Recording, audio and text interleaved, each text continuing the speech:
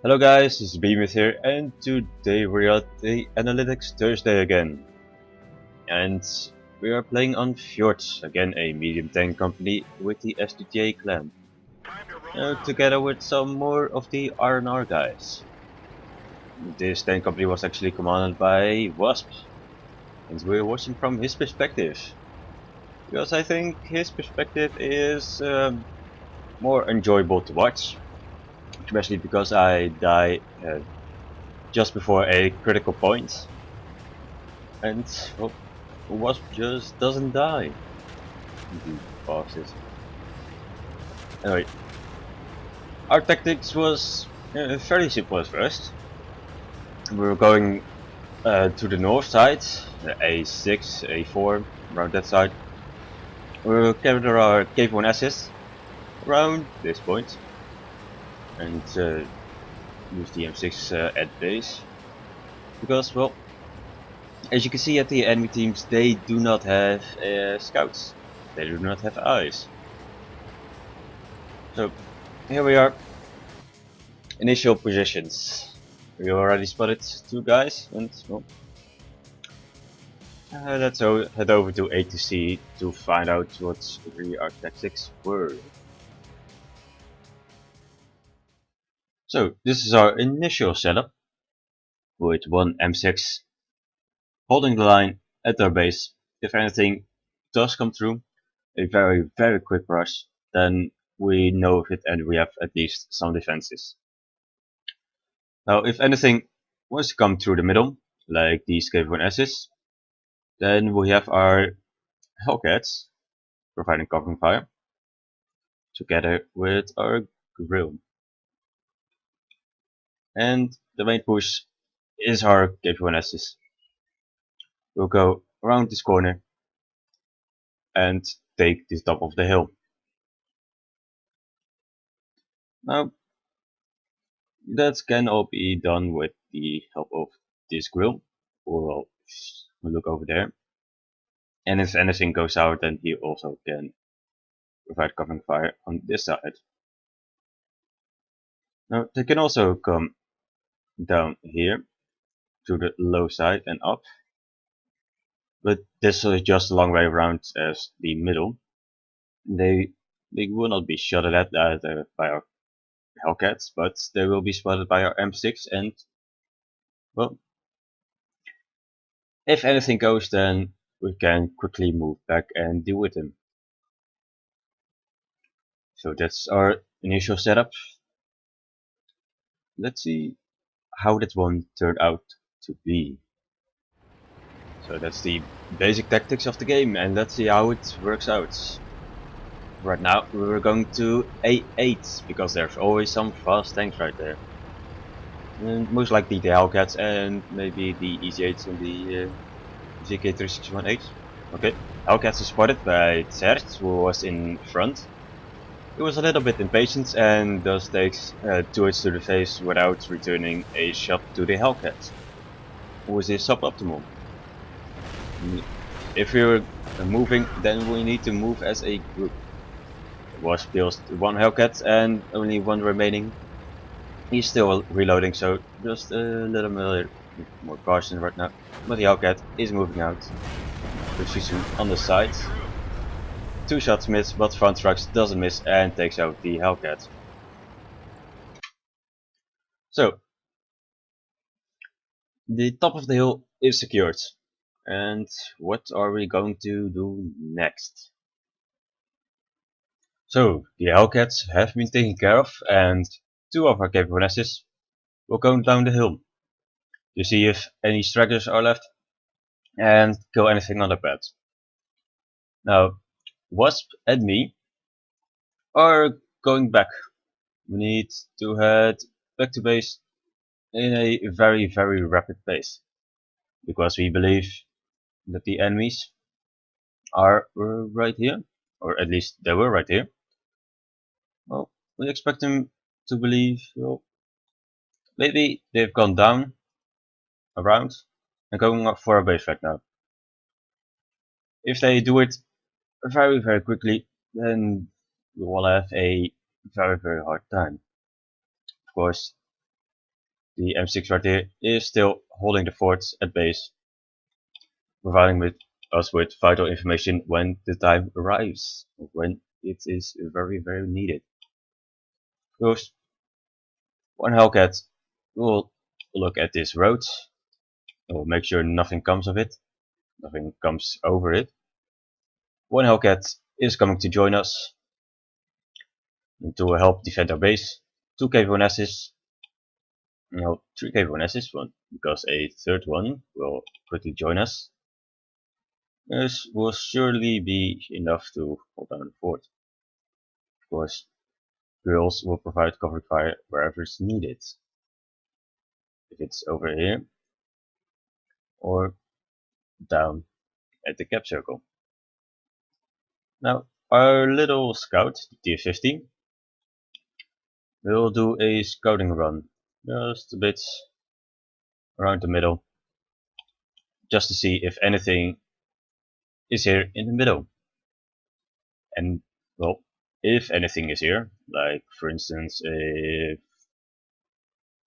2 KV-1Ss, then they will have free reign on our passes when we try to fall back to our base.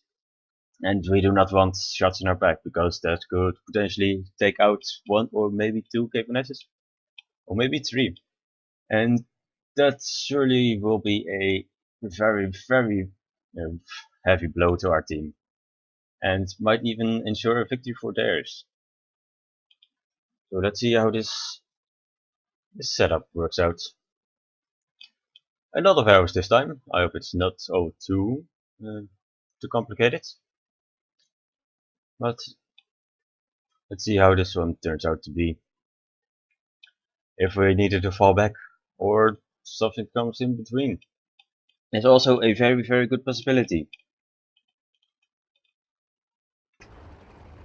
So, 2 guys are going down the hill to make a little rampant and maybe go off any stragglers left behind, or anything that tried to run while we were destroying the Hellcats. And me and Wasp were going back to base because we saw the KV-1Ss moving through the middle. And the K361H and 1 KV-1S right there. We need to get down this hill very quickly. I get a shot in the back from the VK, and luckily the KV-1S misses me. KV-1S misses me. So we need to head back to the M6 and the Hellcat, which are already in position to defend. But another KV-1S is spotted. That means they are not fully pushing through the middle of the mountains. And thus 2 KV-1Ss should be enough to handle for the M6 and the Hellcat right there. GK361H is very low on health right now. But there's a KV-1S on the left side of the rider spotted. Was spotted right now. He requests fires on it and shoots it. He's not spotted anymore, and 2 artillery shells hit the KV-1S as well. He's not dead yet. I'm moving over the field and take him out. A Wasp is reloaded. He can watch my back as I move towards the rock. The VK361H wants to pick out, but our artillery player and Boothby takes him out. Fortunately, I get hit by artillery and I'm tracked. I already fixed my used my repair kits and get taken out by the SGTA, but not before I shoot the KV-1S and make him pay for his wanting to be fighting against me. And Vampire Kiflat takes out the KV-1S where I was shooting at. So now we arrive at a bit of a stalemate, because they will be playing very defensively right now. We've taken out their Hellcats, 2 of the KV-1Ss, and 1 VK-37H. They have more artillery than us, but we have 1 scout, and we have still a KV-1S, M6 and our Hellcats. Our Hellcats are going to play a very significant role in this one. So orders are going out. M6 moved through the middle and up to the place of the Hellcats and the KV-1S. B50 is to spot the city and return to the middle and up to the north side to see if anything is going to flank. If anything is going to flank, then the Hellcat can easily turn around and shoot at it. But is there anything going to be spotted at the top of the mountains? Oh, D50 is almost ended up. And he goes around the corner right now. Look at them. Right there. He's around the corner and he spots nothing. That means it's safe for artillery to move into position at A0 and B0. Because we're going to do a bit of a pinch. Yes. M6, which is defending the city this entire game right now. Well, not the entire game, but this half of the game. Needs to come up to the Hellcats and the KV-1S right now. One Hellcats, it's I think it's Vampire Kevlar is going to the north side to help with the T-50 and the guerrilla artilleries to take out the that side, the northern side of the mountains. And in the meantime, when that's going on, Wasp in his KV-1S, tank compression in his M6, and Shifuni in his Hellcats are going to move in as well. That was the tactic that we had in mind, but we're not all in positions just yet, so let's just move up a little bit. As with screaming out orders for the to say, okay, you guys at the top of the mountains, you're going downhill and go and well heave havoc on them. But right now we're almost in position. M6 needs to come up right now. If anything, wanted to make a fast push through the middle or anywhere else where from their base, then they would have been spotted, but they weren't spotted at all. That means they were playing very defensively, and that means that we have to make the move. Now they don't know which side we are coming from, so they need to spread out their defenses, and that means all their defenses are weakened. So let's take a look at our initial setup and how we are going to effectively move out and use the incredible, lethal and pretty famous pinch, which the German army loved to do. So we're going to demonstrate these famous pins which the Germans love to do. Our pinch will be from this side, a heavy force, and from this side a fast moving force. That will be, of course, be very dangerous. I think spotted will be shot by artillery, of course, just around here. And well, let's just clear out a bit because it's very dangerous right now. But dangerous, with all these arrows in the way. Because I want to explain one bit the effectiveness of the pinch. Because if all the forces around here, because they have an easy 8 and two KV-1Ss, and of course the artillery will most likely be on a peninsula around here somewhere, and they concentrate all their firepower on the mountain. If they do that, well, they will have a hard time coming down here. But this force we'll go around the back and utterly destroy them. Other way around is, of course, if well, they will be around this point here, and yeah, and move all their firepower to this position. Then we'll have a hard time coming from this side, but the other ones will have an easy time to come out their backs and utterly destroy them.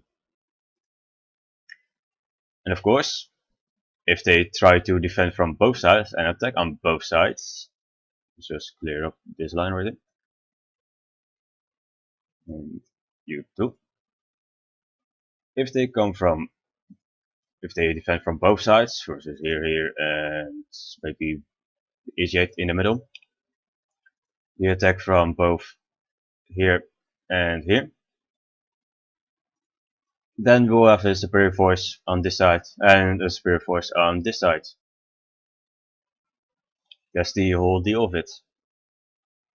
If they defend at one point, the other side will have a easy time coming around their flanks and destroy them, and other way around, of course. And if they decide to defend at all sides, then both sides will have a fairly easy time of winning them over, or just rolling over them. That's the most effective way of a pinch.